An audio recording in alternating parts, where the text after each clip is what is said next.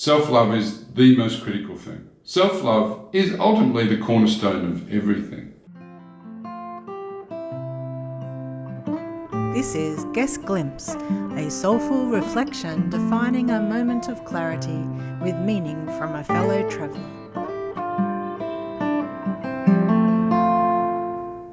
Hi, I'm Mark Worthington. And the first thing I'd like to do is thank Living Reflections for allowing me to make this little talk. So today I'm going to talk about a topic that's very close to your heart and mine, and that's love. Now, it's a topic I've studied extensively for the last 10 years, and it goes hand in hand with consciousness or awareness. And I believe that awareness, self-awareness, is one of the key drivers that can help improve your life. So let me tell you a little bit about me. I've written 4 different books after my intense research into love, consciousness, and also spiritual concepts as well, which I'm now trying to share with the world. I've been in deep contemplation. Why? For 10 years, or for the majority of my life, I suffered, like a lot of people, from highs and lows. My life was truly a roller coaster. I'd have really good things happen and then terrible things happen. It was very painful at times. Sad, to be honest. Why me, was my sort of sense. Why do I do all the things that everybody else seems to do, or all the things I've been taught to do, yet things seem to go wrong? So I had 9 different relationships, 2 divorces, which were, if anyone's been through a divorce, they'll know it's not a very pleasant experience. I had a terrible muscle disorder, which I was told would kill me, which I actually beat through the work I've been doing. And I've also lost money, you name it, I've lost it. So I don't need to go there anymore. I've confronted that. But the reality is, I just want to show you is I'm no perfect being who's been through life in a perfect way. I've suffered and I've learned how to avoid suffering in my life now. And perhaps I can help you. So love. Let's touch on love for a minute. Love fills all our movies. It's all through our songs. It's everywhere. And we have this preconceived perception of what love is. It's always, roses and flowers and wonderful things and Valentine's Day. But what I learned from my deep research is that love is so much more. And it has a direct correlation with infinite intelligence and a direct correlation with consciousness, your true self. So you would think of love probably as a feeling, a wonderful feeling we all seek. We all want to love and to be loved. It is one of the driving forces behind all of our lives. But many of us struggle to truly find the love that we desire, and so we end up in this kind of bitter place where we lose faith in love. We carry the scars of past loves lost. And there are many people out there who are walking around, like I was, full of pain, not sure how to deal with this pain, and kind of giving up. They're not able to forgive others or themselves for the problems they've encountered. But love, as we know, is this feeling. But love is more than that. Love is a vibration, and love is a frequency. It's metaphysical. Unlike many things in this world, it's metaphysical. And most things have a metaphysical and a physical perspective to them. If you look at the word evolution, people have been thinking for thousands of years about what's the purpose of life. You look at the word evolution, the first 4 letters, and reverse them, you get love. Return love backwards. Now, we are on this planet because our souls have manifested us as human beings to return to love in this dense environment. And that's not easy. It's not an easy task. It's something I've been working on very meticulously for years and advanced quite significantly. But the purpose of your life truly is not just to be your identity, your person. It's also to help your soul return to love, to evolve. The higher you, or the more you evolve, the more you're able to feel your own love and to love others. So you are a vibration of love. You have your own unique love. But what is romantic love? Well, romantic love occurs when you meet someone and your, call it vibration, your frequency aligns. And you get this overwhelming, exciting feeling because you are in this same energy as the other person, and it makes you feel alive. But what is a vibration? Because that's very scientific. Well, the higher your vibration, the less you are in your ego. And the less need you'll have in a relationship for reinforcement by another person. The less needy you are, the less you're seeking them to need to love you, to validate you. And so the higher vibration you become, the more into the true energies of love you can become. You actually can become a walking, talking version of love if you do enough work, inner work.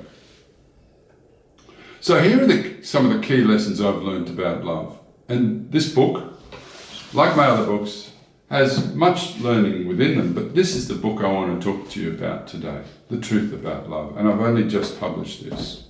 I have written 4 books on this subject.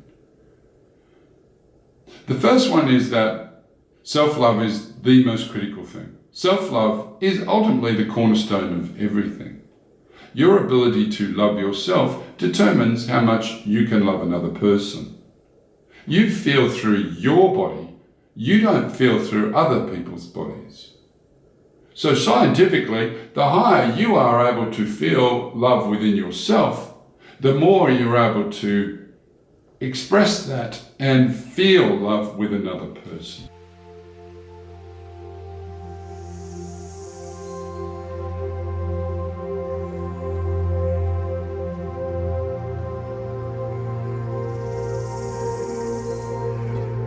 Essentially, you cap your level of love that you can experience in a romantic relationship. So it's super critical that you do the work on yourself to constantly grow and expand as a person. The second one is true love. True love is something we're all brought up to believe is there for us all. And it is, in a sense. But true love is actually the ultimate love.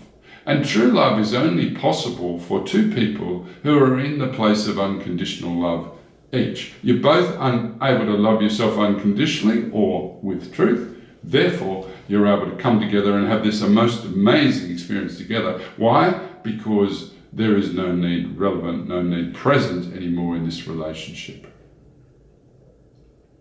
And true love is the ultimate love that you can work towards. But it's like playing a violin. You don't just pick up a violin and play it. You need to practice. Well, we really need to take that perspective into our own relationships and into our own love life. We need to get better at it all the time and learn from it, which means becoming more consciously aware as you go through the various experiences of life. Well, the third point is around mirroring. Love is infinite intelligence in the end.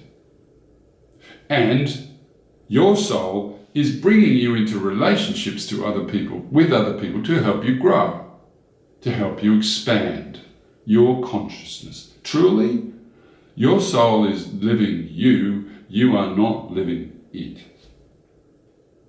Now, Your soul will bring you into a loving relationship with another soul who is the right wrong person, and it will give you what you need before it gives you what you want. Let me explain that. You may meet someone who you're sexually attracted to and you have these great compatibilities with. But ultimately, what the universe is trying to do, or your soul, is to remove your subconscious junk, your karma. And it does that by bringing you into alignment with people who have the mirroring energies within them. And so these things will kind of erupt between the two of you. And it's truly in the opportunity to grow and learn together, not to turn it into some sort of blame game. But that's not something we've collectively been taught. We tend to turn these situations into problems. It's a very unconscious way to deal with each other.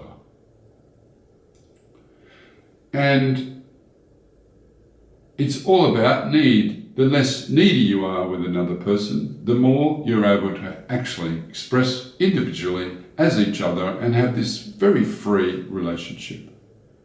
So removing the needs as we go through a relationship helps us come into closer union. The next point is around love and how does it vary? Well, love varies in its purity. And there are some key factors that influence the purity of the love you can experience. The first one is actually karma. Karma is real, and I've cleared probably over 100 of my past lives where I had karma. Now, these things are not your fault. They are effectively created by past incarnations of your soul. We experience them because we're given the opportunity to help our soul clear them, but in fact, they can be quite painful experiences. But we didn't create them. But you can be the hero who clears them. Now, karma's shifting and changing. In the past, karma was a kinetic experience. To rebalance it, you had to go through the offsetting experience. I kill someone, I need to be killed.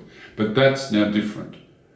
The energy on the earth is allowing us to restore and rebalance our karma simply by having the awareness of it and basically forgiving ourselves and others for the experiences that we had. The second point is around current life subconscious experiences. We all carry junk with limiting beliefs.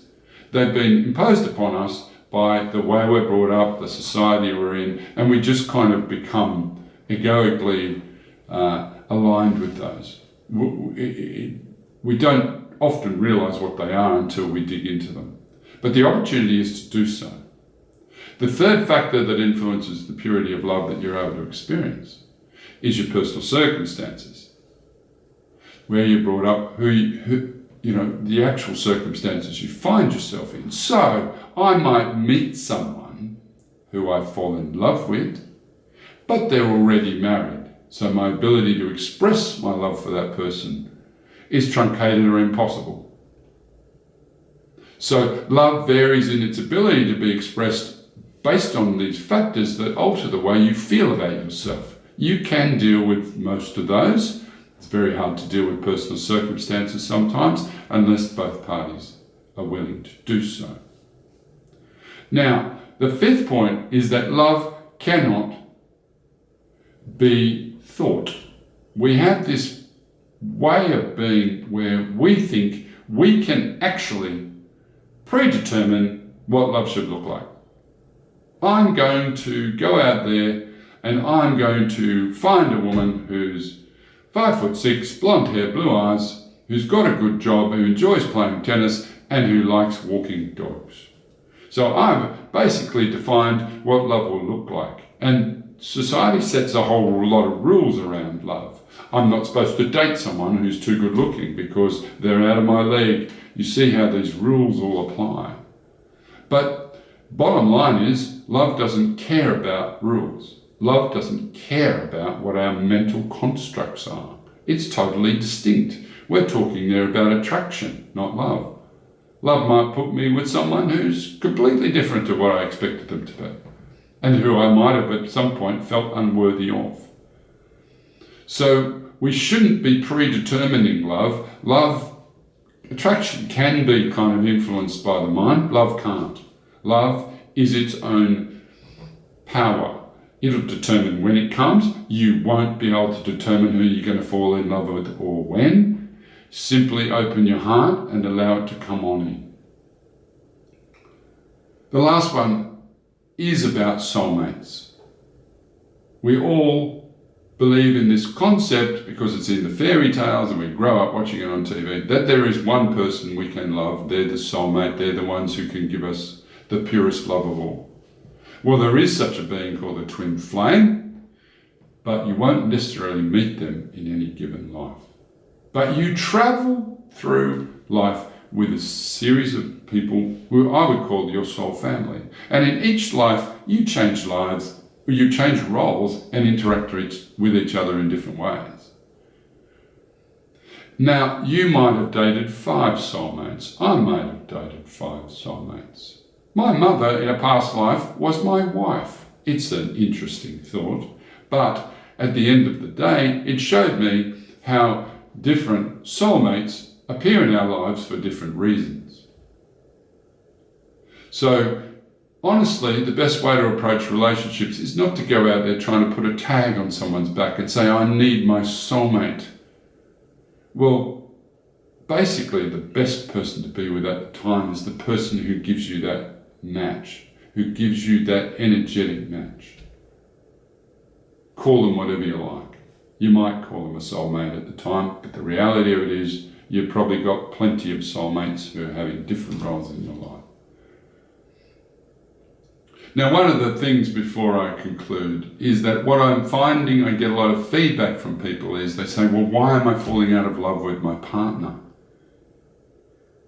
Well, what can be happening is that either attraction's changing, or perhaps people are falling, one person in the relationship is becoming more aware and more conscious, and therefore their vibration of love is rising. Their need to be validated by another person is falling away, whereas the other person's not doing the work to stay in touch with them.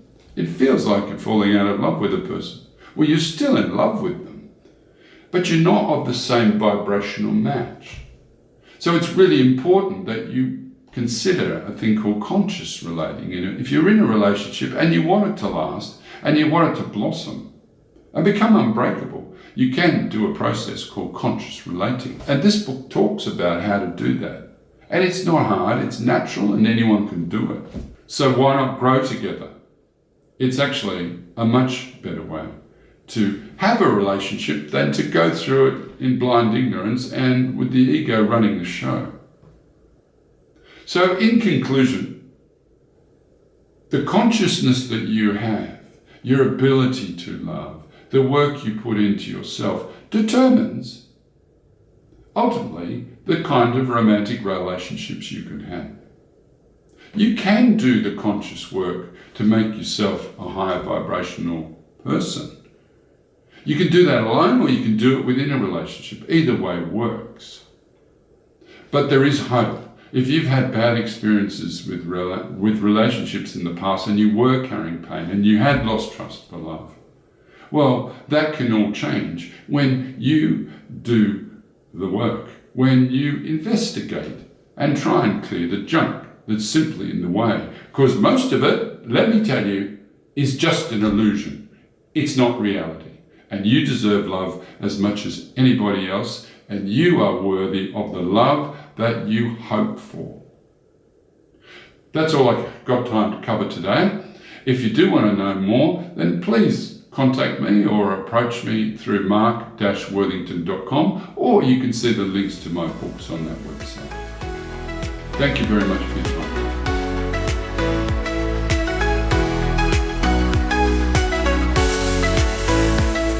This is Dr. Mel Baker, and you've been listening to Living Reflections, where truth is honoured and a sacred space is held.